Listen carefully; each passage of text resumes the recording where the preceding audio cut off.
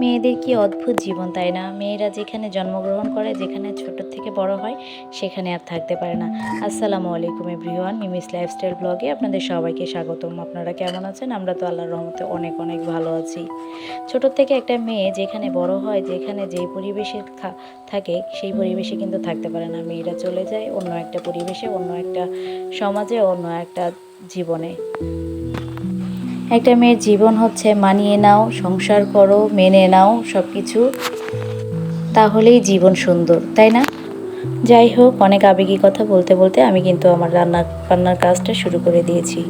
আমাকে যেহেতু সকাল সকালে রান্নাবান্না করতে হয়, কারণ আমার হাজব্যান্ড সকালবেলা অফিসে চলে যায়, তার জন্য আমাকে দুপুরের লাঞ্চটা তাকে রেডি করে দিতে হয়। এই জন্য আমার একটু সকালবেলা একটু তাড়াহুড়া করেই রান্নাবান্না করতে হয়।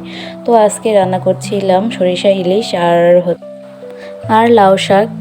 আপনাদের কার কোনটা পছন্দ অবশ্যই আমাকে কমেন্ট করে জানিয়ে যাবেন। একটা সময় ছিল রান্নাবান্নাটাকে কিন্তু আমি অনেক ভয় পেতাম, কিন্তু দেখেন একটা সময়ের পরে রান্নাবান্নাটা কিন্তু মেয়েদের জীবনের একটা অংশ হয়ে যায়।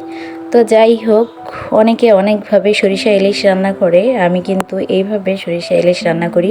আপনারা যদি এইভাবে সরিষা ইলিশটা রান্না করেন তো অনেক মজা লাগবে, একবার ট্রাই করে দেখতে পারেন।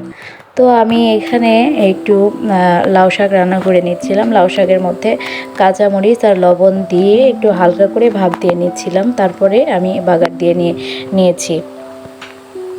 আচ্ছা, আরও একটি কথা হলো, অনেকে লাউ শাক রান্না করলে লাউ শাকের গন্ধ হয়ে থাকে। তো লাউ শাকটা গন্ধ দূর করার জন্য একটা উপায় হচ্ছে যে লাউ শাকটা রান্নার আগে একটু ভাপ দিয়ে সেই পানিটা ফেলে দিবেন, তাহলে আর গন্ধটা লাগবে না। আর লাউ শাকে অনেক সময় কালারটা কিন্তু সবুজ আসে না, আর কালারটা সবুজ রাখতে হলে অবশ্যই আপনাকে ঢেকে রান্না করতে হবে। আর যদি ঢেকে রান্না করেন তাহলে আপনার শাকের কালারটা সুন্দর আসবে। যাই হোক, অনেক কথাই বললাম, অনেক কথাই হলো, অনেক রান্নাবান্নাই করলাম।